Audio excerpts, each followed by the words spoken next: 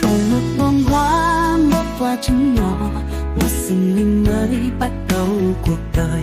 Một con sâu nhỏ ăn và lớn lên, rồi quấn mình trong kén chờ đợi ngày mới mới. Kén vang rực rỡ hé mở cánh cửa, một con bướm đẹp bay lượn trong không trung.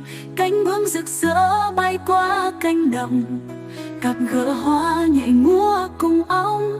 Bầu trời xanh thắm mây trắng bay, cánh bướm tự do bay lượn trong nắng mai. Một cầu vồng xuất hiện trên bầu trời, cánh bướm đáp xuống hoa và cười. Một nụ cười hướng về camera, cánh rừng xanh tươi nắng vàng ấm áp.